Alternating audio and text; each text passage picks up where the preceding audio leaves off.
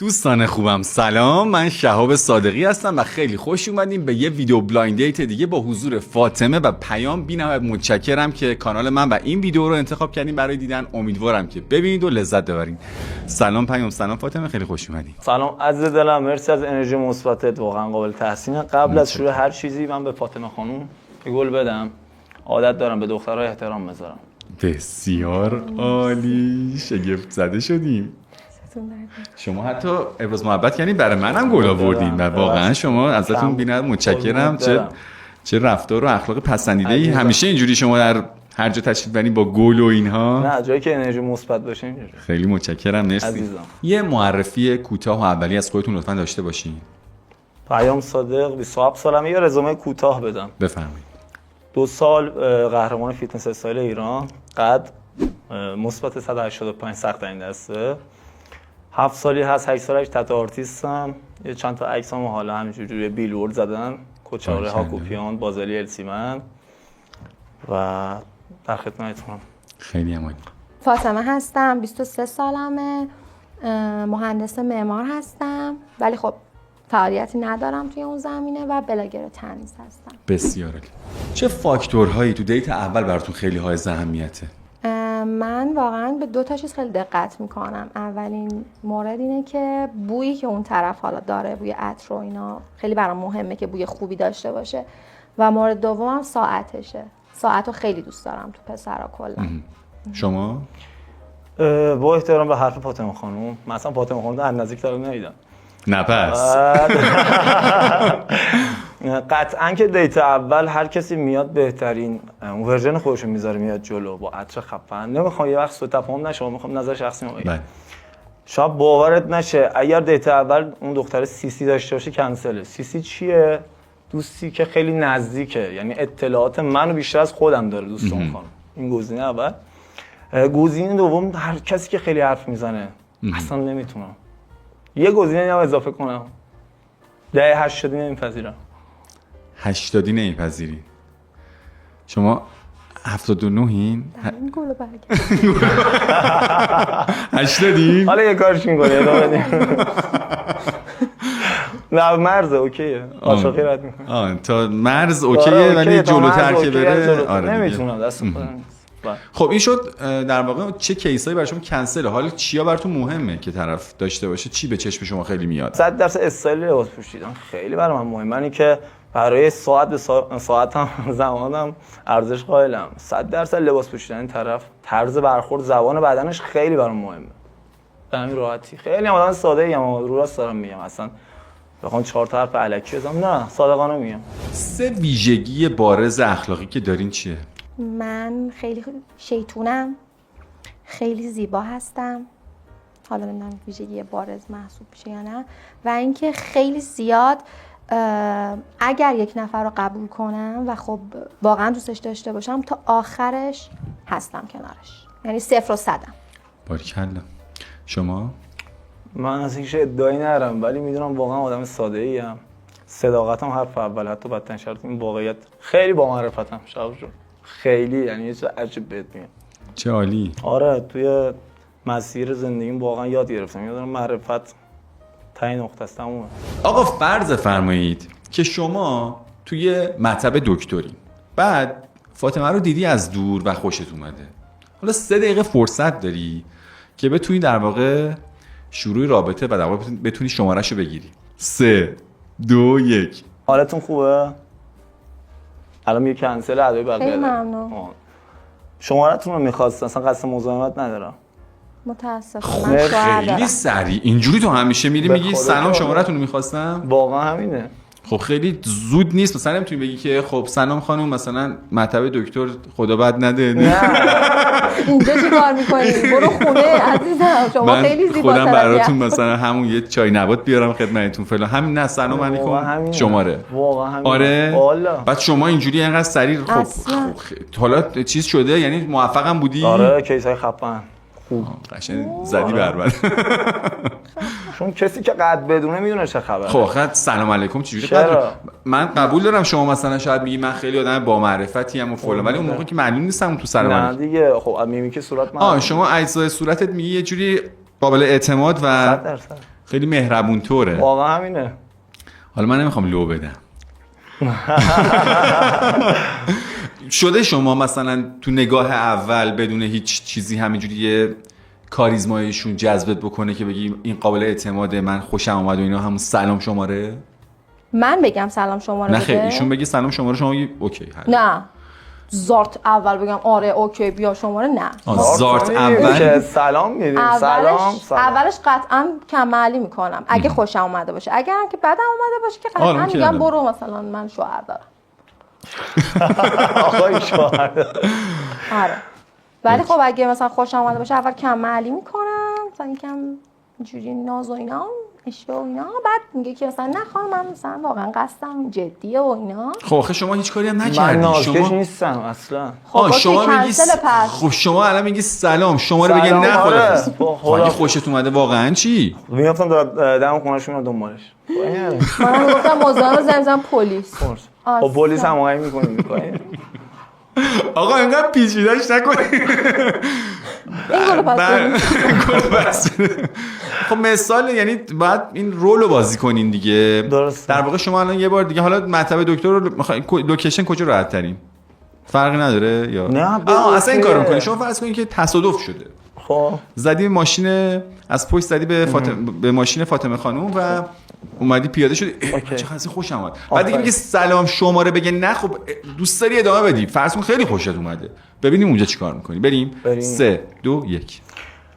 سلام خانم، من صافکارم راستیتش. به خیابان نمیخوره آقا، چی بگم؟ سلام من صافکارم راستیتش. آره دیگه چی بگم؟ اوکی خب ادامهش. واقعا من حالا بریم ببینیم بد نبود فکر کنم این دفعه صافکار. خب الان قطع نکن. بریم سلام صاف کنم ادامهش میخواد چی بگی؟ خب بفهمید 3 2 1. تصادف پیش اومده دیگه، شمارهشو میگیرم حالا. خب بفرمایید دیگه ببینیم دیگه. خب دیگه خانم من مقصرم، شما مقصرید. 100% شما مقصرین. چون انقدر عصبی، حالا این ماشین دیگه به خودت که چیزی نشده. به هر حال خدا شکر زیباییات سر جاشه، ماشین رفته. این کنسله. این همه جوری کنسله. هر جور دارم خودم رو تو موقعیت تصادف میذارم این آقا کنسله. این که زیباییات فلان. آره الان من تو شرایطی هم که ماشینم داغون کردی، بیا حداقل بگو من معذرت میخوام. مال دوسته ماشین دیگه، حالا زدم دیگه. به هر حال نداره که تصادف پیش میاد، از قصد نزدم. بگو من حداقل خودم میبرم، شما تایم ندارید من خودم درستش میکنم. شما شاید این یه اتفاقی بوده که آره خوب شده، ولی شما بخوای شماره بگیری باید اینقدر منطقی به این قضیه. من والا نمیتونم اصلا بحث اون تو شرایط چه شماره میخوام بدم ماشین من نمیتونم الان جوابشو بدم. حالا واقعا ماشین زده باشم من چیکار کنم؟ سخت می‌کنی بابا. تو یه لوکیشن کجا سینما خوبه، یه جایی که شما نه تصادف از چی خوشش اومده نه نمیشه. خب چه میدونم کجا نخواستید. سلام آقا. بفرمایید. ببخشید آقا شما این دکتر اومده بودین؟ کدوم دکتر؟ همین دکتری که اینجا هستیم دیگه، اومدین تا الان؟ دفعه اولم خانم. خب اصلا میدونید که دکتر خوبی هستن یا نه؟ نمیدونم چطور مگه. خب میخوام ببینم اگه اطلاع دارید من برم پیششون دندونمو بکشم یا نه. چرا من میپرسی اصلا؟ خب شما فقط این مطلبی. دعوا داری خانم. این چرا خب اینجوری جواب میده؟ خب هنوز شروع نشده. کاری کرده اینجا میزنه این بعد صورت. الان میخوام صورت. اینجوری شماره میگیرید؟ خب حداقل می‌خواستم اینجوری بهش بگم که مثلا شماره تو بده، میخوام برات مثلا عکسای دندونمو بفرستم ببین تو خودت میفهمی یا نه. از دکتر عوض کنید. خب اصلا کلا این مبحث رو به پایان میرسونیم. سوال بعدی از دست شما. تایپ ظاهری و استایل مورد نظرتون برای پارتنرتون چیه؟ 100% کلاسیک. اول تا آخر کلاسیک. همیشه کلاسیک. همیشه کلاسیک. قطعا قد مهمه چون من دختر قد بلندیم. قدتون چنده شما؟ 170. 170 بلنده.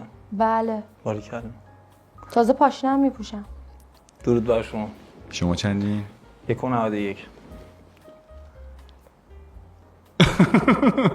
عاقد دم دره ها. نه حالا ادامه. خب قد بلند به علاوه تیپ کلاسیک. آره. 100% استایل خوب، 100%. خب من که روزی 2 پارت باشگاه میرم، من که اصلا انقدر رژیم رعایت میکنم. نه اینکه مثلا بگم زندگی سخته، با منم خیلی خوش میگذره، ولی اون که با من میاد بیرون باید سطح امتیاز استایلش با من یکی باشه. نمیتونم یه دختر توپل دستشو بگیرم خداحافظ بریم تو خیابون بیایم، نداریم همچین چیزی. من آدمیم که دوست دارم تو خیابون راه برم، دوست دارم تو جنگل راه برم، تو طبیعت راه برم. نمیتونم با احترام همه دختر توپلای سرزمینم اصلا. تو جنگل کی شما رو مثلا میبینه؟ واسه من مهمه بالاخره یه راگونی روبایی چیزا رو میبینه. جلوی روبا پرچم کار پایین برای نیاد. خودش که میتونه احترام بذاره. صد که مردم. بعد شما سلیقتون توپل و اینا نیست. اصلا نداریم همچین چیزی. خانم فیت. بله. بعد طرز غذا خوردنش خیلی برام مهمه. دم به غذا خوردن نداریم. یعنی نمیتونم بپذیرم. من یه ورزشکارم، هر 2 ساعت یه بار اوکی یه وعده‌ای دارم، ولی خانوم که هر نیم ساعت غذا میخوره طبیعتا ورزشکار نیست. خب پیام کی آخه هر نیم ساعتی بار غذا میخوره؟ داریم. شما چند من شاید گشنم بشه. هر نیم ساعت یه بار؟ نه هر نیم ساعت یه بار که حالا وعده زیاد، ولی خب قطعا هر 3 ساعت یه بار شاید گشنم بشه، یه چیزی بخورم قندم نیفته. استایل خوب. حالا اگه ایشون به حال برخی سوخت و سازشون به نحوی که هر چقدر بخورن ممکنه چاق نشن. خب بعضیا باشگاه میرن. ولی شما براتون مهمه که غذا زیاد نخوره؟ منظورتون خیلی برام مهمه غذا زیاد نخورین، جدی میگم. چرا؟ بابا آدمی که زیاد غذا بخوره به خیلی چیزا اهمیت نمیده. روتین زندگیش رو برنامه نیست که بدون به حال شما بحث غذا و فیت و روتین و ورزش و هیکل و سیکس پک و اینا خیلی مهمه. من دوست دارم دست پارتنرم میگیرم برم یه فروشگاه خرید میکنم، حتما اون آیکون در بیاره بپوشه، نه اینکه بگه خانم یه سایز از این بزرگتر بده زیرش معلوم نشه. خیلی خفن بود. در این اندازه براتون این موضوع. شما هم البته خودتونم زحمت کشیدم شباب عزیزم. واقعا زحمت کشیدم. 7 ساله حتما من همچین پارتنری داشته باشم، نه اینکه زیاد خواهی باشه، چیزی که هم سطح خودم باشه. به هر حال هیکل و فیت بودن برای شما خیلی آیتم مهمیه. اصلا بیشک برای شما آیتم مهمی است که پارتنرتون خیلی هیکل فیت و اندام متناسب و اینا باشه. 100% برام مرتب بودنش خیلی مهمه، ولی در اینقدر و خب اولویت اولا باشه اصلا. خیلی دوست دارم موهای پارتنرم بلند باشه، چون واقعا بافت خفنی میزنم. دوست دارم موهاش ببافم، این جدی میگم. چه قشنگ که شما موی پارتنرتون رو ببافین. شما موهاتون بلند هست؟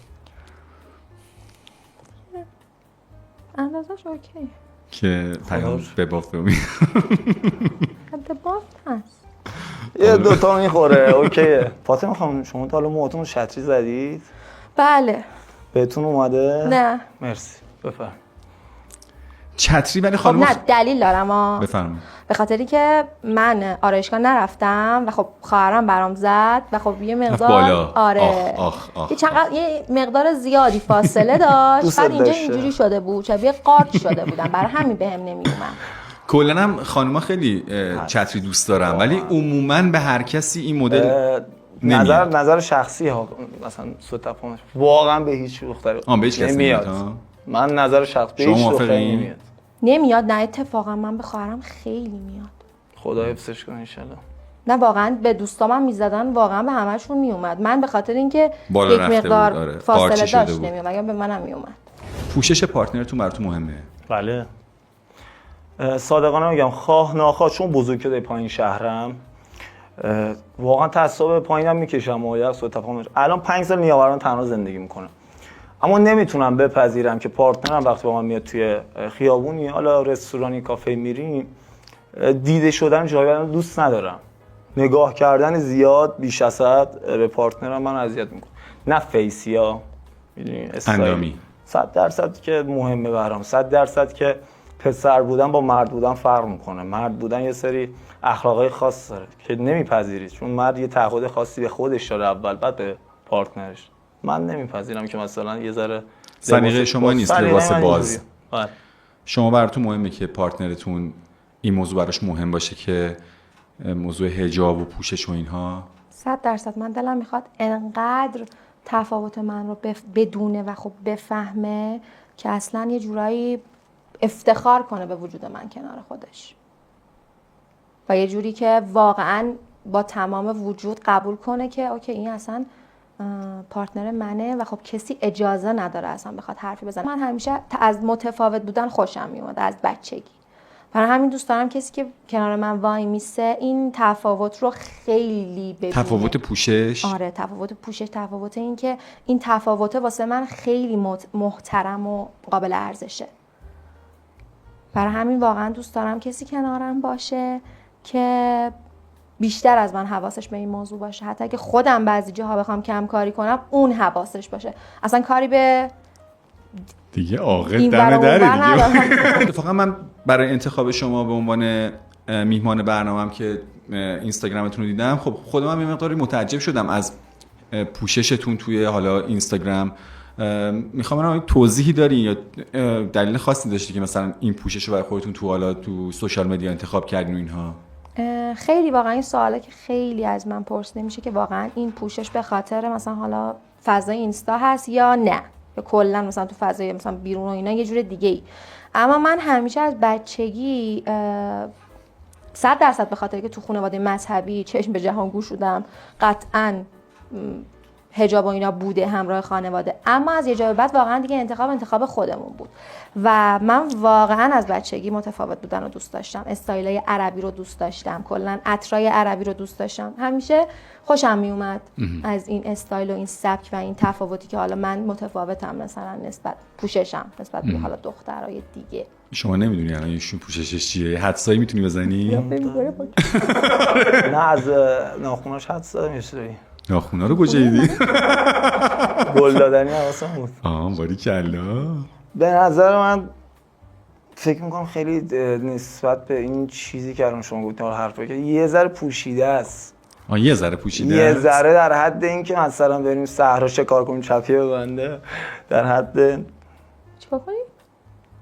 پوشیده است، یعنی نمیدونم لباس سنگینی پوشیده، یعنی مجلسی خفن، زیاد نرمال نپوشیده. احساسم میگه، من نمیدونم. گلدوزی شده و خب شما کلا در خصوص این پوششتون آیا فیدبک منفی هم از جامعه دریافت میکنی؟ قطعا خب فیدبک منفی هست، به خاطر اینکه بد و خوب متاسفانه تو جامعه ما با هم میسوزن دیگه و خب اینجوریه که خیلی مقایسه میکنن که اوکی تو که این کارو، تو که حجاب داری برای چی مثلا حالا موژه کاشتی، یا مثلا برای چی حالا بابا لون ندین دیگه، الان فهمید که داستان ظاهرشون. خب اوکی ادامه بگین دیگه، حالا گفتین بعدا اینا دیگه. مثلا خیلی به من گیر میدادن، من ناخونا مثلا خیلی بد بود، بهم میگفتن که یعنی رفته بودم ژلیش کرده بودم که یکم صاف بلند مثلا بشه و اینا، بهم گفتن تو چرا ژلیش میکنی، که من گفتم اصلا حوصله این بحثا رو ندارم و خب واقعا خودم به یه جایگاه رسیدم که دیگه نخواستم ژلیش و اینا رو، ولی خیلی زیاده، ولی خب من اهمیت نمیدم. و شما هم دوست دارین خانومه یا نه؟ خانومی که مقدار حجاب داشته باشه؟ آدمی که شخصیت داشته باشه میترکونه. حالا یه سری جا مودام تقریبا آدم مودی ام شباب جون، الان مودم مود خوبیه، الان اوکی ام فعلا با حجاب فعلا اوکی. آره مشکل نداره، جدی میگم.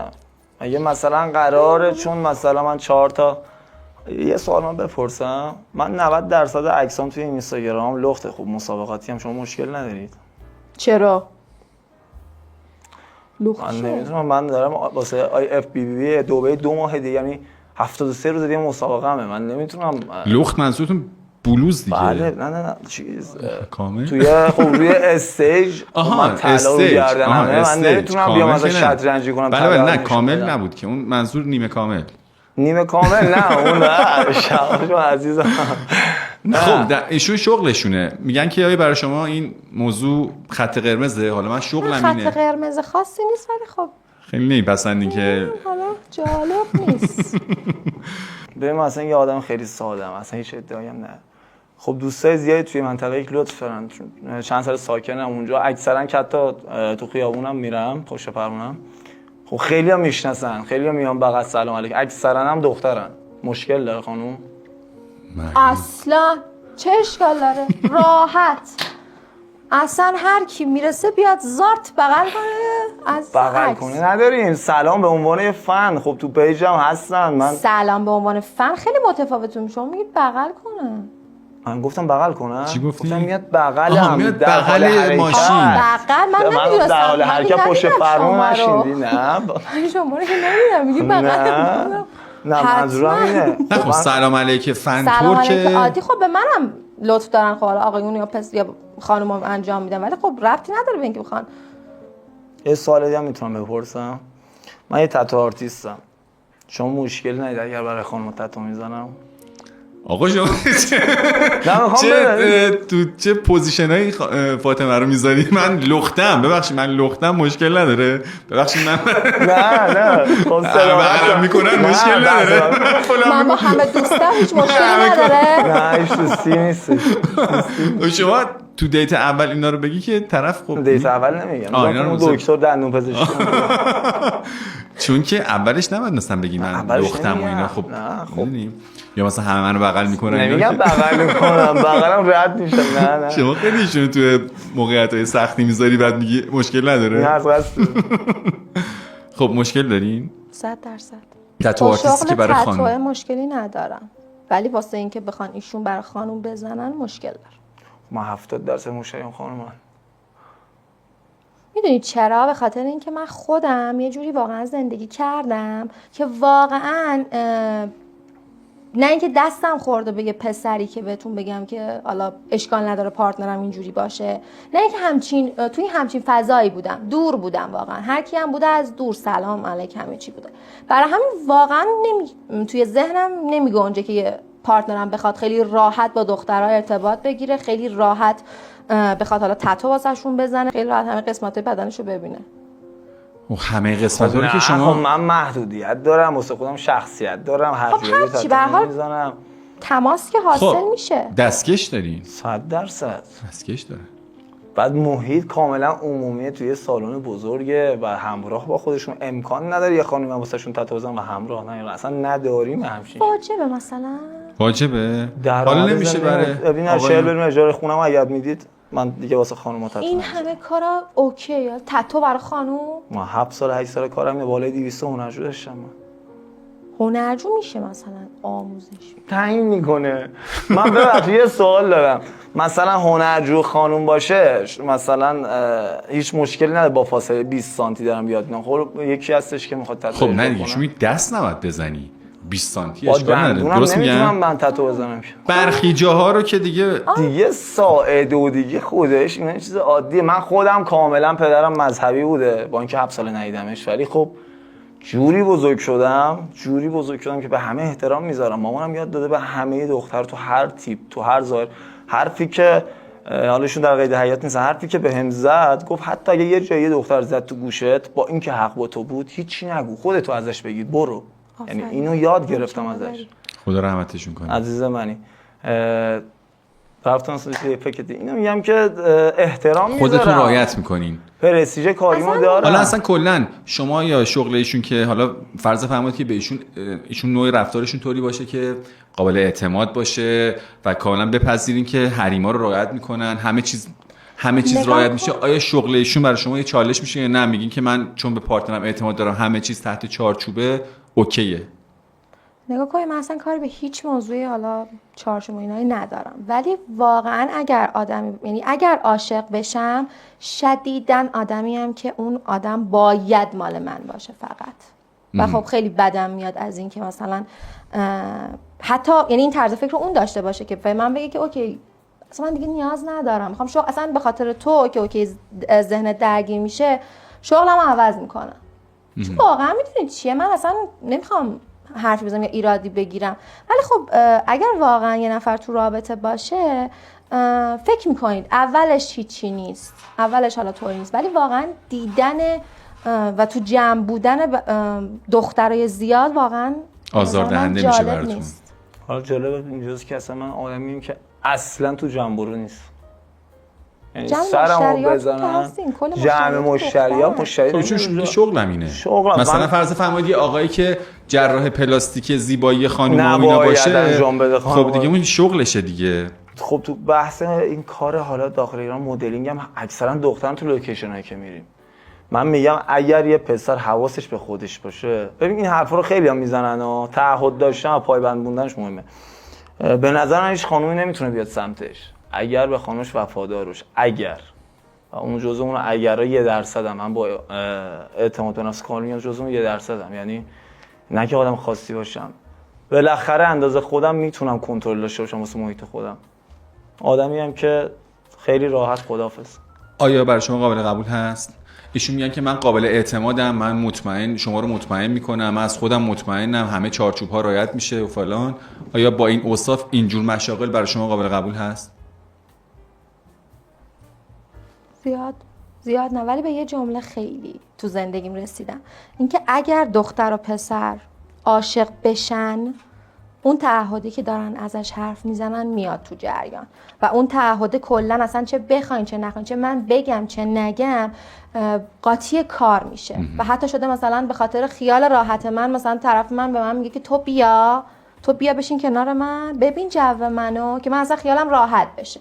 اینو واقعا معتقدم بهش. آیا شما کلا آدمی هستین که جلب اعتماد کنین، براش وقت بذارین برای اینکه اعتماد طرف مقابل جلب کنین؟ تا یه جایی شما میتونی به یک انسان از دور اعتماد کنی، از یه جایی بعد اون انسان باید تلاشش رو بکنه اعتماد شما رو سد کنه. قطعا اگر من یه رابطم جدی باشه من این کارو میکنم، چون جز اون پارتنرم چشم کسی رو نمیبینه، این واقعیته و ارزش قائلم. به نظرم که پارتنری که این حرفو میزنه آفرین، زندگی داره درک میکنه، میفهمه که اون لحظه‌ای که میخواد باش باشه با هیچ لحظه دیگه عوض نمیکنه. این زیباست، این سواد ذهنیه که انسانو میرسونه. اما بخوایم اون یک نفر رو بکوبیم چون 10 تا پسر دیگه اضافه کاری کردن، حالا هر کاری بخوایم هی بگیم این کار کرد اون کار کرد، تو اینی، تو هم داری سوء استفاده میکنی از ارتباط، نداریم. همچین چیزی نیست. واقعا یه سری آدمای خوب هستن، اصلا کاری با این خانم ندارم. یه سری آدمای خوب هستن که باعث میشن شما چرا کاری با این خانم نداری؟ نه این حرفه یه وقت ستفاهم نشه. یه سری آدما هستن باعث میشن که شما اعتماد دوباره به زندگی برگرد. من آدمی ام که 100 به هیچ دختری اعتماد نمیکنم، سرمو بزنم اعتماد نمیکنم. چرا باید به یه دختر اعتماد کنم؟ دختری که هر لحظه داره صداشو بالا نه ایشون نه تو رو خدا ستفاهم صداشو میتونه بالا پایین کنه فقط به خاطر اینکه چرا یه دختر بهت نگاه کرد، این کی لایکت میکنه، تو که مثلا من که با بحث این چیزا نیست، مثال کوچیک‌ترین چیزها بشینه هی صحبت کنه، چرا مثلا فلانی اومده سمتت، چرا نمیدونم این راجبت صحبت، من کاری نمی‌کنم، من زندگی خودمم. خب شما خودت نوعی برخورد میکنی تو اون رابطه که اصلا این سوالات پیش نیاد، میتونی اعتماد رو طوری جلب بکنی که برای این خانم؟ شباب عزیزم اون فضا جوری ایجاد میشه خواه ناخواه بغل هم رد شیم، یه جایی نگاه ها تو تصمیمات انسان تاثیر میذاره. میگه نکنه پارتنرم یه مشکلی داره هی دارم ما رو نگاه میکنه، نکنه ما با هم نمیایم. نه این نکنه ها ذهن فکر رو میسازه. نمیتونیم مثلا زندگیمون رو قشنگتر از این که هست بسازیم. به نظر من این نباید و شاید و هی میاریم حرفه. زندگی نه آدم عمل کنه، تو عمل باید ببینه.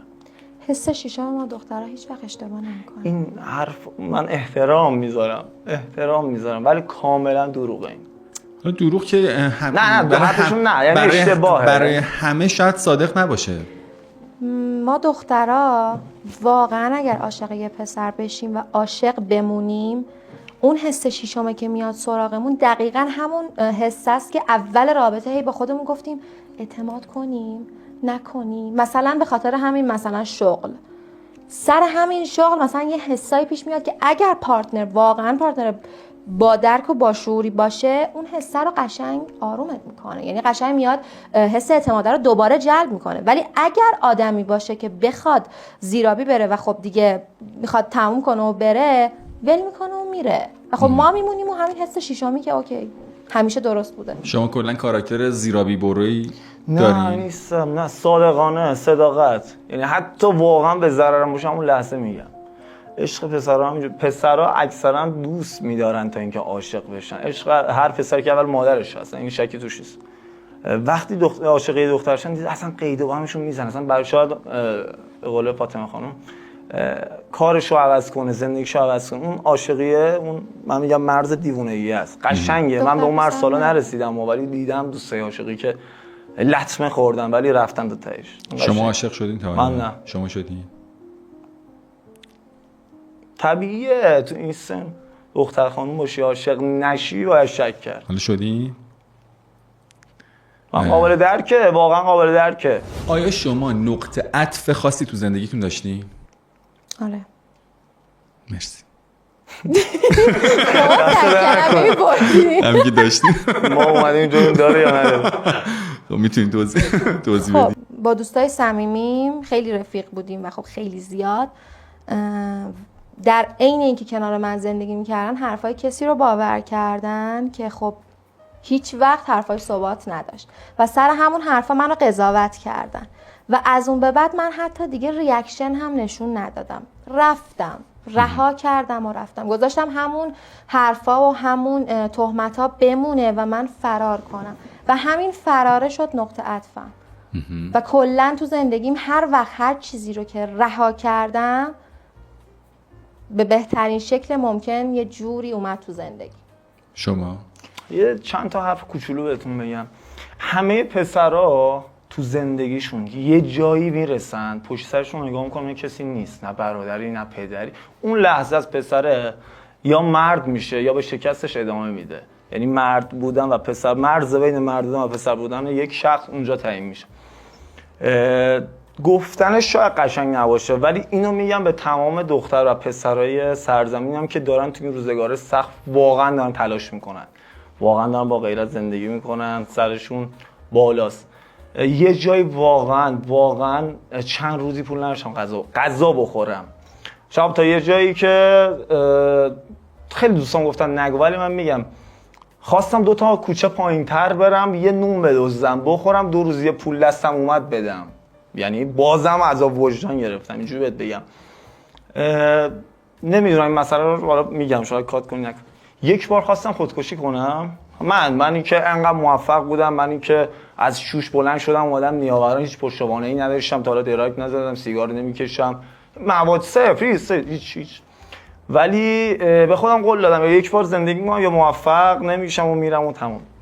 اون نقطه‌ای که خواستم خودکشی کنم روی پل طبیعت یه پیرمردی بود، خیلی خلاصه بگم دستشون هم گذاشت گفت من شیفت آخرمه، ازت خواهش میکنم که این کارو انجام نده، من دارم میرم، میدونست چه خبره، بذار من برم خودتو بنداز، من آخرین روزمه میخوام بازنشسته شم. خدا شاهده، یعنی شمارش هم دارم. یه حس عجیبی بود، نمیدونم چجوری بهت بگم. یه جاهایی دیدی مثلا میگی خدا نکنه اتفاق بیفته یا خدا نمیکنه، میگی خدای هست. واسه من اتفاق افتاد و برگشتم گفتم پیام صادقی یا میشی الگوی اون برادرای کوچیک‌تر که تمام پسرای ایرانن، میگن آفرین کسی تونست لب خط جای خفنی ها، اصلا رفیقای خفنی هم دارن، ولی من کسی هم که بین کیپ آپ و مواد فروش اینجوری بزرگ شدم. ادبم و استایل بدنم، صحبت کردنم و فیسم کلا عوض کردم، زورمو زدم از نیاورم، ولی زندگی کردم. پس واسه فردام ارزش قائلم. فردا کسی ندیده ها، ولی من الانم لذت میبرم بودن تو. این جدی میگم، انرژی قطعا مثبت نبود نمیومدم، حال کردم اون ویدیو کال با اون صحبته.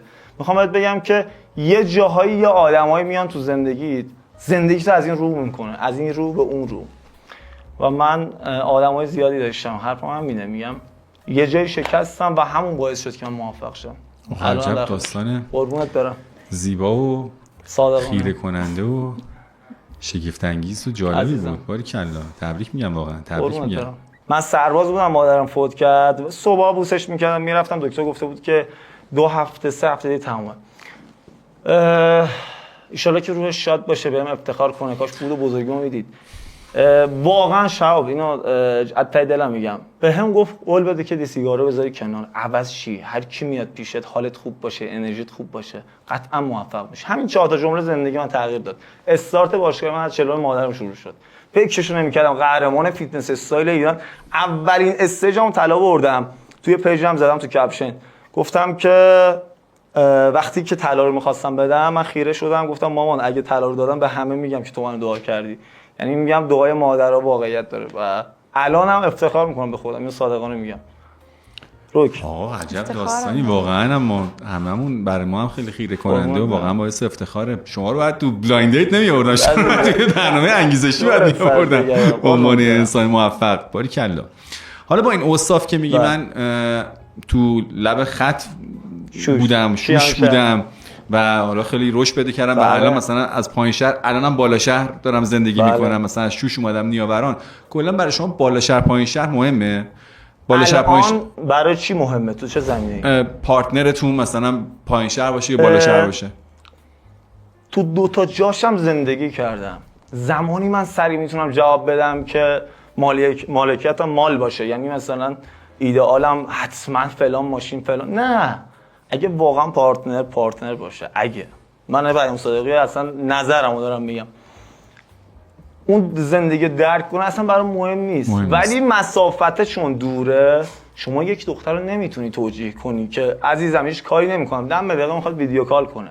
این چیزای بلاهایی که سرم اومده، یعنی یه نقطه هایی که خط قرمز کشیدم، به خاطر همینه از رابطه این همه سال دوری کردم. یعنی صادقانه دارم بهت میگم، فاصله باید نزدیک باشه. حالا حتما نبیاد و بیخ گوش من تو فرش و الهیه باشه، حداقل وسط شهر باشه که نزدیک باشه. حالا فارغ از بحث فاصله، به نظر شما تفاوتی نمیکنه بین بالا شهر و پایین شهر؟ همه انسان همه شخصیت دارن.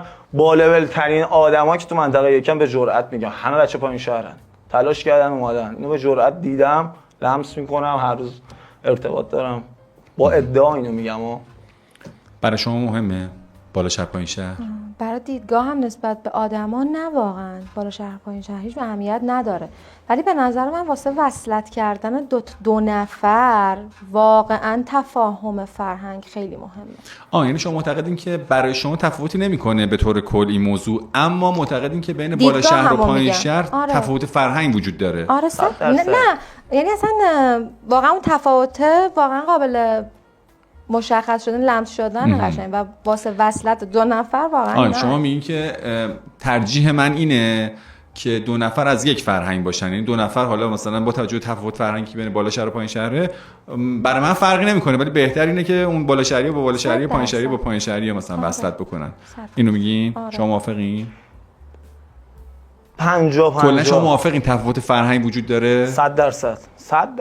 شما فکر کنید یک دختری که از حالا خانواده فلان از بالا شهر با یه پسری که حالا از خانواده پایین شهر با هم اوکی شدن، عاشق هم هستن، فوق العاده اینا، خب وقتی که دختره کم مثلا توی تولدش کادوهایی که داره دریافت میکنه از طرف خانوادهش، نمیدونم طلا و باکس فلان و اینا هست و خب نمیتونه درک کنه عشق یه پسری که واقعا مثلا یه شاخه گلو اما با عشق خریده، خب مطمئنا ته این رابطه به یه چیزی میرسه دیگه. یا باید انقدر دختره عاشق باشه که کوتاه بیاد، یا انقدر پسره بتونه تلاش کنه که دختر رو قانع کنه. شما از بالا شهر پایین شهر بیشتر راجع به مسائل مالیش دارین؟ مسائل مالی و مسائل فرهنگی، هر چیزی. شما اصلا تو فرهنگم بخواین برین یه کافه رفتن ساده، دختره اصلا کافه‌ای که انتخاب میکنه چیه، پسره چیه، دختره تفریحاتش چیه، پسره چیه، خیلی متفاوته. حالا صحبتی که پیامدش میگرد مبنی بر این که من این فاصله و اون ویدیو کال و اینها، شما کلا آدمی هستین که پارتنرتون خیلی چک بکنین، زنگ بزنین، ویدیو کال کنین ببینم کجایی فلان؟ اگر که یعنی زیرابی نرن و خب مشکلی نداشته باشن خودشون، نه. زیرابیه رو خیلی داره فشار میکنه. شما زیرابی برو، شما تجربه زیرابی انگار زیاد، مشکلی با این زیرابیه داره من نمیدونم. شما تجربه زیرابی زیاد دارین؟ آدم صادق مگه به پستتون نخورده؟ شما متاسفانه چون خودم یک مقدار شیطون هستم نمیتونم حس خوب داشته باشم نسبت به بقیه و خب واسه همین اگر ببینم طرفم یک کم سر گوشش داره جنبه، ویدیو کالو میارم اونا بدو جواب بده. شما کلا خودتون زیرابی برو این؟ نه، اگر عاشق باشم نه. و کلا اصلا حوصله آقایون افکار آقایون ندارم. من یه جا یهو با شما ویدیو کال میکنم، اگر جواب ندید من باید ریاکشنم چی باشه؟ جواب ندم؟ بله. توضیح میدم. اوکی، پس یه جای شما من ویدیو کال کنید من توضیح بدم قبول میکنید؟ خب من فکر میکنم اصلا کلا نباید رابطه توی این فیلد بیفته دقیقا. که اصلا نباید به نظرم رابطه توی ویدیو کال بیفته. به نظرم باید آدما بتونن اون جلب اعتماد رو انجام بدن. آیا شما تجربه اینو داشتین که توی این قضیه خیلی مشکل بخوری الازا؟ من داشتم و دلیل جدایی ما همین بوده. خب چرا؟ آیا رفتار شما طوری بوده که نتونستی جلب اعتماد کنی؟ یک ماهی بود تو رابطه بودم با یه خانومی. خب ببین یه جایی بعدم دوست داشتن زیاد میشه، محبت زیاد آدمو رو دور میکنه. یه جاهایی هم باید شل کنی، انقدر دوست داشتن تو نباید ابراز کنی. ولی خب انقدر دیگه پیگیر رو هی صبح بخیر شب بخیر، آقا صبح بخیر شب بخیر دیگه. مثلا مثلا بچه دهه 80 هم من بالا میشم هر دقیقه با تو صحبت کنم، ویدیو کال کنم، یا مثلا کجا هم لوکیشن بدم.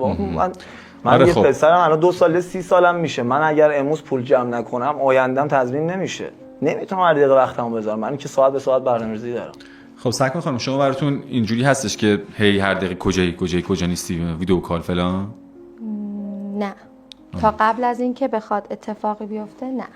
و خب این که دارن میگن فرضتون روی اعتماده. واسه شغل که دارن میگن که حالا شغلم فلانه، من چون واقعا ضربه خوردم از اینکه مثلا کسی رو کنارم داشتم که شغل شدیداً با خانم ها در ارتباط بوده، سر همین نتونست اعتماد من رو جلب کنه و واقعا هم کاری نمی‌کرد و کاری هم مثلا واقعا شغلش اینجوری بود و خب مشکلی هم نداشت، اما چون نمیتونست منو قانع کنه سر همین نمیتونم دیگه دوباره از یه جا مثلا حالا میشه. اون آقا نتونست، شاید من تونستم. آدمو با هم فرق دارن دیگه. سر همین واقعا یک مقدار گفتم نه و خب جوابم قطعی. شاید من گاردتون رو شکوندم. آره واقعا هم تفاوت آدم‌ها با هم دیگه و نوع برخورد شما، نوع اصلا رفتار شما شاید به نحوی باشه که اعتماد شما رو بتونه جلب کنه، حتی اگر که شغل ایشون هم خیلی شغل خب همه رو به چشم می‌بینیم. ولی اینم که دارن در مورد یه دختر میگن که هی زنگ قشنگ مشخصه چقدر ایشون عاشق بودن که اون صبح بخیر شب بخیر عاشقانه اون دختر رو میان صبح بخیر زنگ زن. عاشقونه یه دختر حد داره. ببین کسی که دوست داره بابا، جنس عشق متفاوته. من نمیگم نباید تکس بده که. ببین شما خانومید خیلی قشنگ این چیزا رو میدونید. دختری که بخواد عادی رفتار کنه دختری که بخواد غیر نرمال برخورد کنه، پسری هم که مثل من داداش همش رژیمم، من قشنگترین حالتم واسه پارتنرم میارم، عصبانیتم بیرونه، ولی تو اون لحظه هی بخواد یه حرکت اضافه کنه خب طبیعتا من عصبی میشم دیگه. شما چک و کنترل زیاد براتون به حال. چرا عصبی میشم؟ چون کاری انجام نمیدم که عصبی بشم. چک و کنترل کیو واقعا خوشحال میکنه؟ همه ناراحت میشن از چک و کنترل. ما دخترام بدمون میاد از چک و کنترل. به نظرم آدمی که درست رفتار کنه چک و کنترل نداره. شما تتو یا پیرسینگ دوست دارین برای پارتنرتون؟ ریز بله. شما دوست دارین برای پارتنرتون؟ من یه تتو آرتیستم. هم آره دیگه شما من چه سوالی پرسیدم، شما دیگه فول بادی. نه من تتو اصلا ندارم. نه شما پارتنرتون عرض کردن. پارتنرم فول بادی دوست باشه، کارهایی که خودم بهش پیشنهاد دادم کارهای خفن، جایی که 10 سال دیگه هم بله بذاری صحبت کنم 10 سال دیگه هم دوستش داشته باشم، با توجه به سلیقه هنری که دارم هر کشوری هم رفت طرف اجازه بگیره از دستش عکس بگیره، یه خانم اجازه بگیره، چقدر خفن تو این کار. نه اینکه بیام الکی بفرستمش بشه یه آماتور تتوهایی که ماشاءالله میبینی هم دارن اصلا نمیتونی ببینی. بدن یک انسان گرونترین سرمایه‌شه. خب من یه سوال الان دارم. بفرمایید. یکم قبل شما گفتین که حجاب و اینا خب مهمه. 100%. بعد الان اون تتویی که حالا همه عکس بگیرن میشه فقط پشت دست. ببین حجاب صدو نگفتم. کجا مثلا میشه به جاشو بگی کجا مثلا تتو باشه که همه عکس بگیرن؟ شما استخر زمانه نمیرید. خانوما عکس بگیرن. یعنی خانوما عکس بگیرن مشکلی نداره. خانوما نشنید خانوما عکس بگیرن مشکل نداره. بعدن شخص خودتونه. خب شما داری الان آشو میچرخونی، شما خودت داری میگی نشون نده. خودتونه. من میگم مشکلی ندارم، چرا محدودیت واسش ایجاد کنم؟ دوست داره تتو بزنه، تتو یعنی دوست داشتن. نه الان بحث تتو نیست، بحث عکس برداری از بدن پارتنرتونه. خب ایشون باید اجازه بده عکس بگیرن یا نه؟ من نباید تا کجا میتونم تعیین کنم؟ ایشون داره میگه الان متوجه شدم. ایشون داره میگه که اونقدر تتو خوبی برای شما بزنم که ملت دوست داشته باشن که از شما عکس بگیرن. ولی شما بگو نه عکس واسه چی میگیری؟ اینو بخواد بگن. من شوهرم نمیذاره. بگو نه رو باید بگن. آره. بگو نه شو حالا یه ذره چیز کرد تو پرانتز، یعنی همینجوری یواشکی من گفتن. خب راستوریس کن هندل کنه امورات خوب پیش بره. برای شما چقدر در این موضوع اصلا حائز اهمیتی که ایشون اینجوری مرد کاری و تلاش و از صفر شروع کرده و اینا، اصلا کلا یه کسی که از صفر شروع کرده خودشو به این جایگاه رسونده، این همه تلاش کرده، اصلا اینا برای شما آیتم به خصوصی محسوب میشه؟ آره خیلی. و خب خیلی مهمه و خب خیلی واقعا قابل ارزشه که یه پسر خودش رو پای خودش وایساده باشه. کلا این استقلاله و این محکم بودنه به شما احساس خاصی میده؟ آره احساس امنیت بهم میده که کنارم حداقل یه مردیه که اوکی اگه یه اتفاقی افتاد بلده، دیده، لمس کرده. خب مثلا اگه یه جا گیر کردم 100% زنگ میزنم بهش، زنگ نمیزنم بگه پسر تیتیش مامانی لوسه نمیدونم فلان و اینا. چون اینجور پسرایی که از صفر شروع کردن رو پای خودشون وایسادن واقعا آدم حس اون اعتماد و امنیت واقعا کنارشون خیلی زیادتره نسبت به پسرایی که از با پول ددی اومدن بالا. شما کلا آدمی هستی که اینجوری ساپورت کنی، حمایت کنی؟ قطعاً یه مرد باید پشتوانه پارتنرش باشه، این واقعیته. شما مستی؟ 100%. مثلا من دارم زور میزنم واسه کسی که یه روز باهاش زیر سقفشون بهش نشون بدم که چه مردی بودم. میگن جهنم یه لوکیشنیه که دور از جونشون. دور از جون من؟ جهنم چیکار من داره؟ جهنم یه لوکیشن دور از جون شما. جمله روبروه. یا همه با هم یا هیچ دیگه جهنم دور از جون شما. من چیکار جهنم دارم؟ جهنم لوکیشنیه که شما میرید داخلش و با بهترین ورژنی که میتونستید تو این دنیا باشید مقابله شدید. این جمله واسه من خیلی خفنه. یعنی این هر لحظه باعث میشه من برم بالا 100%. من بهترین ورژنم میذارم واسه پارتنرم، چون جز پارتنرم کسی نیست که حال منو خوب کنه. اون منو هر لحظه میبینه، اون منو هر لحظه میفهمه، اون هر لحظه صدای من میشنوه. قطعاً باید حمایتش کنم. مالکیت یک مرد پارتنرشه، پس اگر اون حمایت نکنه کی میخواد حمایت کنه؟ آیا دوست اجتماعی برای شما قابل قبوله؟ پارتنرتون در واقع دوست اجتماعی داشته باشه؟ اصلاً چه معنی میده؟ اینم کندم در این حد اصلا گولو پر کرد. اصلا تو کتم نمیره. اصلا اگر اعتقاد دارن به اینکه پارتنرشون آرامش دهنده زندگیشون و خب آرامش دهنده حالا روتینشون هست، پس اصلا نیاز به حالا ایشون که هنوز نگفتن که اصلا حرفی نظرم به هر حال نظر اگه ایشون گفتن که کلا گفتم اصلا، چون خودم ندارم و خب اصلا نمیفهمم و درکش نمیکنم. خوبه تا یه جایی به هر حال کاریه، حالا رفیق فلانیه با هم میرید بیرون اینا، ولی اینکه مدام با یکی حرف بزنی رفیقم فلان این بیاد من با درد و دل کنم اصلا چه شما که جرأت نداری دوست دارم نیمتر کشیده بیرون. قطعاً و صادقانه حتی یک دونه دوست اجتماعی ندارم. شاید باورش سخت باشه واسه خیلیا. خیلی چارچوب سختی دارم، برخلاف ظاهرم که نشون میده مثلا با 10 نفر میتونم اوکی شم. اینو جدی میگم، میدونم شنیدم به گوشم خیلی خورده که میگم واقعا نه اهل مهمونیای بیرونم، نه چون فکرم یه جای دیگه است. شاه نمیگم آی سفت و سختم، نه با من اشغالمو میکنم ولی به وقتش. سفرمو میرم خارج از ایران داخل هر چیزی. اما اینکه چیزی به اسم دوست اجتماعی به نظر من بزرگترین دروغیه که یک انسان میتونه برای شروع یک خیانت به خودش هدیه بده. اصلا دوست اجتماعی یه چیز جمله عربیه، تو فارسی معنی نمیده. دوست اجتماعی نداریم. این من واقعیت. جمله عربی. دوست اجتماعی کجاش عربیه؟ منظور که فارسی آنتن نمیده. نه اون عربی آنتن میده. چون دوست به عربی میشه. نه اصلا بحث دیالوگه نیست. اون فلسفه‌شو میگم. یعنی منظور که تو فرهنگ ما نیست. مثلا طرف عربی صحبت کنه یه جایی بعد نمیفهمی. تو فرهنگ ما نیست. تو فرهنگ ما دوست اجتماعی نیست. اونم واسه گول زدن خودمونه که بخوایم خیانتی بکنیم. شما خانم از نظر فیسی نچرال دوست دارین یا پلنگتور؟ ببین با احترام تمام پلنگان پلنگا ساده، هر کسی نظر شخصی داره. ببین تا یه حد بینی عمل خیلی ساده رو میشه تحمل کرد، یه ذره. نمیتونم بپذیرم فیس یکی شبیه مثلا صندلی دوچرخه باشه. خب چرا بهش سوء تفاهم بشه؟ میکنین چی؟ کیا رو؟ همچین پسرایی که 10 نفر رو با هم اوکی میکنن، همچین دخترایی هم فالو میکنن. نه من کی فالو کردم؟ حالا شما رو نمیگم، کلا گفتم. چرا چلاق میگه چرا فالوشون کردی؟ نه مواظب باشی.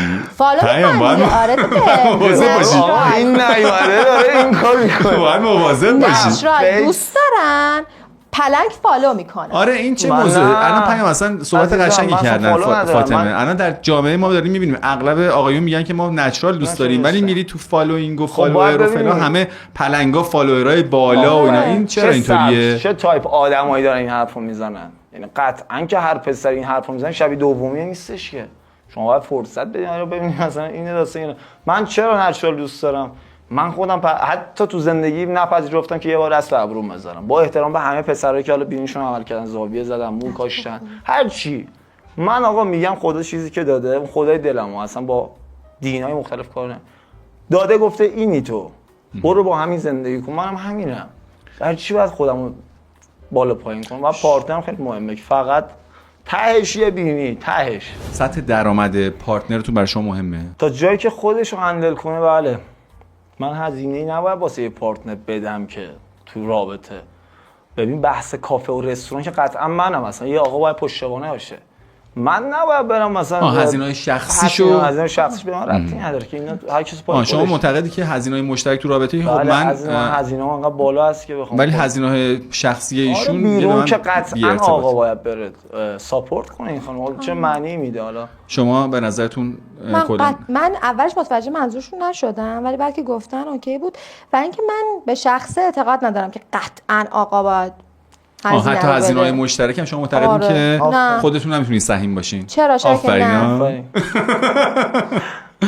اون اسرونه بینشو گفتم و ادای اصلی اصلا مال آقایونه. اسرا من سالاد میخورم، رژیم من که هیچی نمیخورم. نه کلا به این اعتقاد دارم که همچین همه هزینه نباید به عهده یال آقا باشه. واقعا هم توی زندگیم اینجوری بوده و خب خیلی هم ضربه خوردم اما ایرادی نداره. خب شما سطح درآمد طرف براتون آیا اصلا مهم هست؟ همین که حرف زدنش به سطح درآمدش بخوره اوکیه. قپی نباشه اوکیه. در حد همون که حالا هست. آره. خب شما اصلا ماشین طرف براتون مهم هست؟ واقعا نه. ببین خب اندازه خودم ماشین داشتم، من هم پراید داشتم هم سانتافامو داشتم، ولی خب یه چند ماهه ماشین ندارم به خاطر جابجایی خونم، پول پیش کم داشتم. پدر و برادر یا هزینه مالی پشتیبانی ندارم کسی کمکم کنه، خودم مجبور شدم بفروشم. یه موتور گوگلی دارم مثلا گذاشتم زردالو زرده، با اون همه جا هم میرم همه بهم نگاه میکنن، همین بسه. زردالو جان. آره. من حشمت داشتم. ببین الان سوال من در واقع اینه که ماشین پارتنر شما برای شما مهم است. یعنی ایشون ماشین داشته باشه نداشته باشه، ایشون ماشین داشته باشه نداشته باشه، ماشین خوب بد ماشین ایشون اصلا برای شما اوکی اصلا مهم نیست واقعا. اصلا مهم نیست. یه حل شده است. شما براتون مهمه که پارتنرتون ماشین خوب داشته باشه، اصلا ماشین داشته، اصلا موضوع ماشین برای شما چه دیدگاهی نسبت بهش دارین؟ 100% ماشین خب وسیله راحتیه دیگه قطعاً. و خب یه جوری که منی که حالا خب از بچگی ماشین بوده سختمه واقعا بهتون بگم که نه ماشین نه اصلا برام مهم نیست، با هوندا مثلا این ور اون ور میشم و اینا مشکلی ندارم. این زردالو هونداه؟ نه بابا بملی. ولی بازم همین که واقعا با پول خودش خریده باشه و خب بخواد پوز حالا پول باباشو بده و اینا نباشه این ارزش داره. نوعش واقعا مهم نیست، همین که خودش خریده باشه اوکی. در نهایت از این منظر بخوایم بهش نگاه کنیم که ماشین برای شو نه چیزا برای شما اصلا نه اینجوری نیست. اصلا اینجوری نیست. ازتون میخوام که با انگشتای دستتون از 10 امتیاز به من نشون بدین که تا الان تا اینجای برنامه با توجه به شناختی که نسبت به همدیگه پیدا کردین چه امتیازی به همدیگه میدین. با شمارش 3 2 1 من 3 2 1. حالا ازتون میخوام که با لایک و دیسلایک به من نشون بدین که آیا فکر میکنین طرف مقابل تا اینجای برنامه از شما خوشش اومده یا نه. 3 2 1. حالا تا اینجای برنامه با شمارش 3 2 1 من بگین که تا اینجای برنامه شما آیا از طرف مقابل خوشتون اومده یا نه. 3 2 1.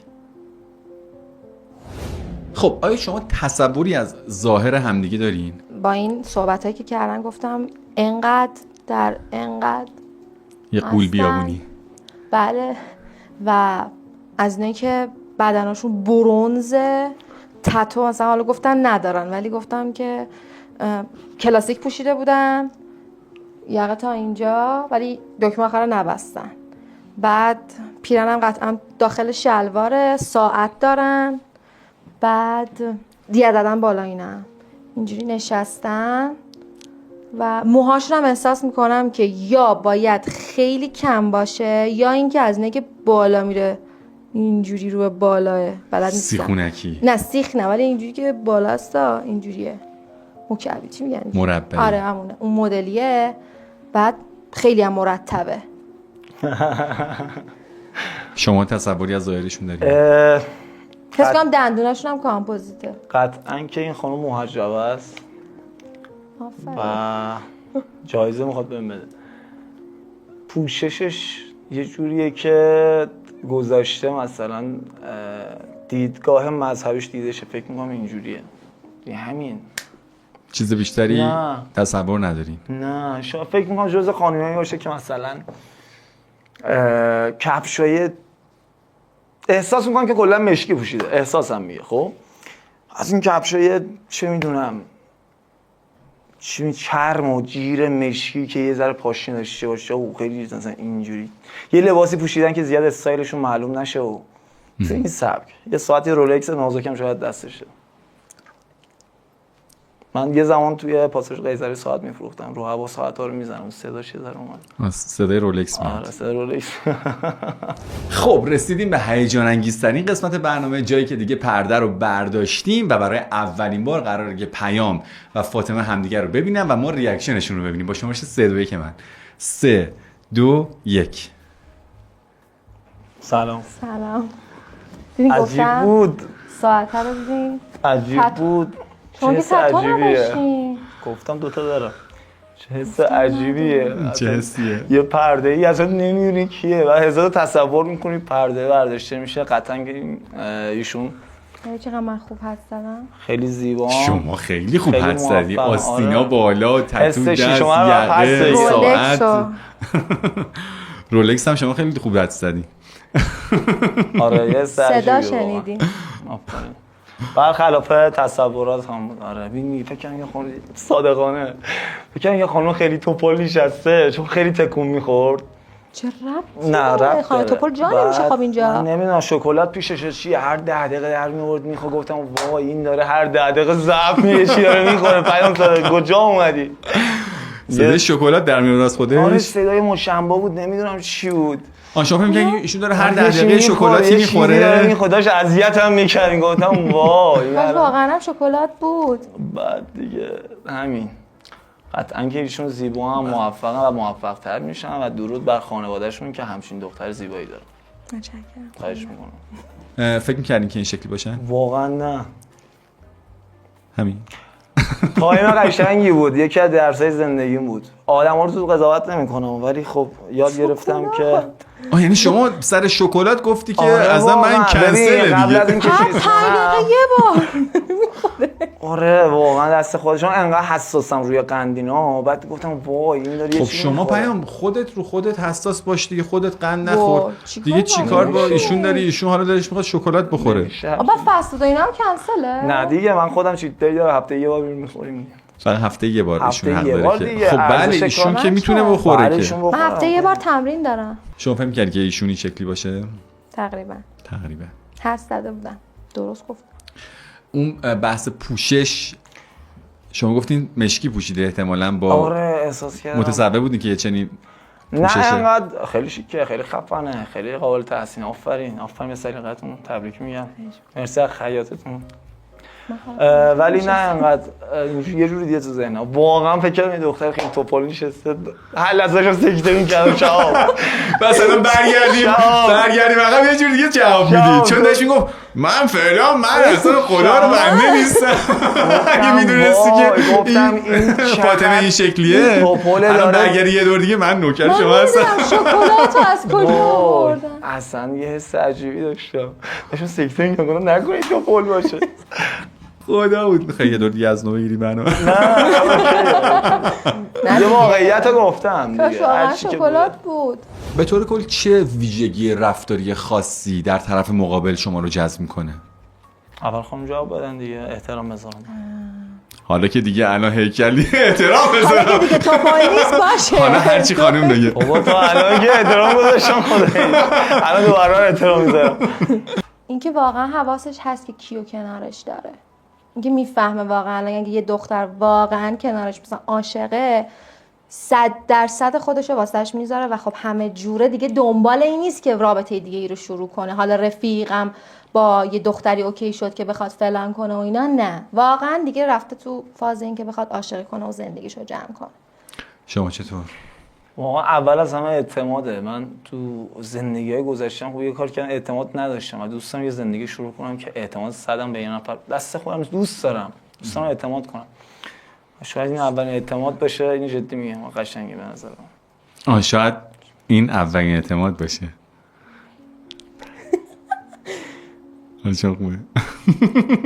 کلاً هدف از رابطه برای شما چیه؟ آرامش بیشتر.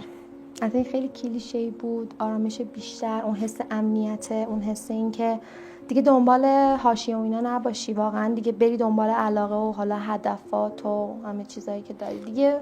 آیا شما به ازدواج فکر میکنی؟ 100% تا هر رابطه‌ای باید توی وضعیتی که هستیم تهش باید ازدواج بشه.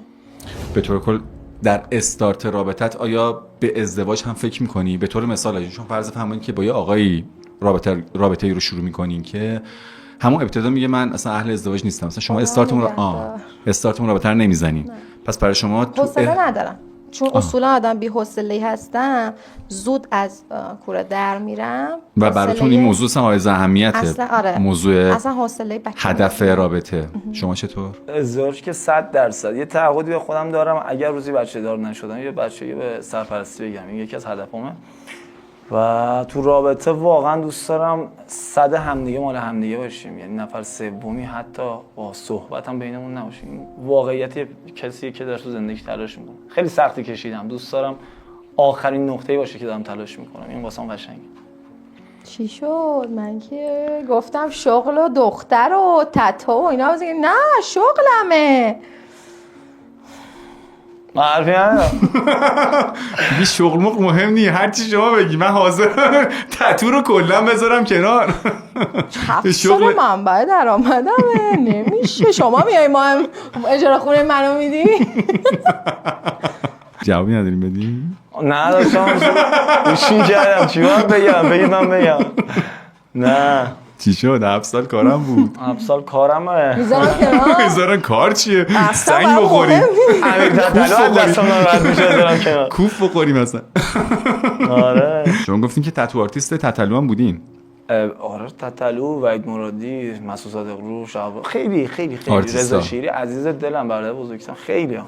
آیا سوال خاصی هست که شما بخواین از همدیگه بپرسین یا پرسیده باشین من نپرسیده باشم و الان بخواین که از هم بپرسین؟ یه سوالی هست که احساس میکنم که با توجه به ورزشکار بودنتون باید جوابتون منفی باشه، ولی خب بازم میخوام بپرسم، اهل دود و اینا هستین؟ اصلا برای شما مهمه؟ خیلی که نباشه. خدا رو شکر شدیداً بدم. حتی سیگارم نمیکشم، نمیگم بده ها. نه اصلا حتی سیگار من از سیگار متنفرم، از بوش، از همه چیز واقعا. شما سوال خاصی از ایشون دارین؟ شما مشکل دارید من روزی 6 ساعت باشگاه 2 تا 3 ساعت؟ خب 6 ساعت که باشگاهین، 10 ساعت هم خوابین؟ نه 7 ساعت. 7 ساعت 6 و 7 13. خب بعد چقدر غذا میخورین؟ 7 بعد دیگه هر کدوم 10 دقیقه طول میکشه. 7 بعده چقدر 70 دقیقه؟ کاله داره میخره. نه داره جمع میزنه چقدر باقی میمونه. چقدر خب شما من 6 ساعت باشگاه خب چقدر باقی میمونه؟ چقدر مال ایشونه؟ خب بعد چقدر وقت تتو آرتیستتونه؟ بستگی به خودم داره دیگه از این وقت که صفره دیگه. بستگی نمیدونم با یه کم این میزانه که حالا خب حالا شما سوپر ست میزنی یه مقدار 6 ساعت رو میکنی 3 ساعت تو میزنی. البته قبل مسابقات منتظر نمونی، صفی در کار نیست، جفت باشگاه منطقه یکن. به خاطر مسابقات اینجوری، بعد مسابقات یه حالت عادی هفته 5 جلسه 2 ساعته میرم. خب قبل مسابقات کم شد ساعت 3 سود از 6 ساعت شد 2 ساعت. شما فقط اولیده دو براندازه سال دیگه توپون ایشون هم نشکم باشگاه تعطیل فیتنسی میکنه یا ایشون منو تو چمن نشستیم داریم ساندویچ میخوریم عکس میفرستیم مثلا. بزرگترین دستاوردت تو زندگی چی بوده؟ فهمیدم هیچ چیزی دائمی نیست و خب رو پای خودم وایسادم. البته نه خیلی ها، چون من واقعا دختر ناناز و چجوری بگم خونه‌ای بودم که مثلا تو ناز و نعمت بزرگ شدم، ولی تا الان زندگیم احساس میکنم که تو این 1-2 سال واقعا رو پای خودم تونستم وایسم. باریکلا. شما؟ واقعا جمله دلمو بهتون میگم، میتونی بزرگترین تهدید برای موفق ترین آدمی باشی که الگو قرارش دادی. خیلی قشنگه این حرف، یه تهشو خیلی سنگین بود. شما نفهمیدی؟ منم راستش نفهمیدم. شما یه الگویی به نظرم خیلی سنگین بود. شما یه الگویی توی بلاگری در نظر میگیری، تازه شروع کردی با ویدیو 10 نفر 20 نفر، میتونی اگر جدی بری جلو خودتو باور کنی تلاش داشته باشی میتونی بزرگترین تهدید برای اون نفر یک باشی. از شما بترس. آره اینو تو هر زمینه من اینو مد نظر گرفتم بالا. این کلا این جمله خط فکری شماست. حتی تتوی لایف استایل، تو مدلینگ، زندگی، فیتنس، هر چیزی که تو رفتار، حتی من میشینم پسرای همسن خودم 27 ساله هایی که با شرایط من بزرگ شدن نگاه میکنم. نداریم اصلا، به جرئت دارم میگم. یعنی خب من پدرم 7 ساله ندیدم، دمش هم میگم، دستش هم میبوسم، ولی میخوام بگم بابا بهم افتخار کن، تونستم که مثل دوستای دیگم که حالا اسم میبرم الان تو زندان نباشم. الان به خاطر محیطی که بزرگ شدیم، الان این جایی هم که میتونی بالاخره رو عزت من، رو شرف من حساب کنی که پسریه که کاملا خوش باور داره. همین.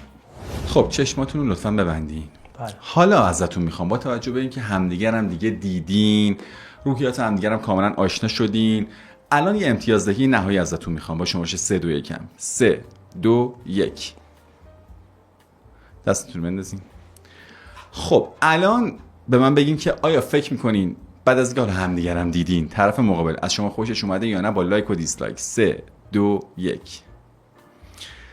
خب و رسیدیم به مهمترین قسمت برنامه و جذابترین و هیجان انگیزترین قسمت برنامه، جایی که از پیام و فاطمه میخوام که با شمارش 3 2 1 من بگن که آیا تمایل دارن دیت دوم با هم دیگه برن یا نه با لایک و دیسلایک. 3 2 1. خب چطور بود؟ خیلی خوب بود، تجربه واقعا جالبی بود. خب چرا دیسلایک نشون دادین؟ به خاطر اینکه واقعا تو مغزم همش داشتم میگفتم خب که یک آدمی که رو پای خودش وایساده، انقدر بالا و پایینای زندگی رو تجربه کرده و دیده، واقعا واسه عاشقی دختری نیازه که اینجا یه خوبی داشته باشه. برای همین واقعا تو تصورم خیلی بد اومد که چرا مثلا واقعا واسه این که یهو مثلا حالا این پرده رفت یا شوک شدن و خب واقعا فکر میکردم مثلا منو با یه دختر توپل تصور میکردم و خب کلا صحبتشون فرق کرد یه جورایی. واسه همین اصلا نپسندم، گفتم اگر من واقعا ایشونی که مثلا انقدر فلان و اینا باید بگن که اوکی این دختر که داره اینجوری حرف میزنه پس قطعا مثلا برام مهم نیست دیگه انقدر ظاهر و فلان. گفتم من قطعا باید مثلا گفتم اوکی و تموم شد و رفت. خب خود شما هم تو برنامه گفتین که من برام ظاهر خیلی مهمه، چطور الان انتظار دارین که ایشون مثلا ظاهر براش مهم نباشه؟ خب ولی نه اینکه بخوای مثلا یهو تغییر کنه همه چیز. به حال شما فرض فرمایید خودتون عرض میکنم من نظر ظاهری یه شاخصهایی مورد نظرتون هست که همون که گفتی من قدش برام مهمه فلان فلان فلان مهمه، بعد تو همون دیت اول ببینید که اینا رو نداره، خب شما هم شاید اصلا استارتون رابطه رو نزنید. 100% اصلا شما وقتی که میبینی طرف اون معیارا نیست بلند میشی میری باش حرف نمیزنی.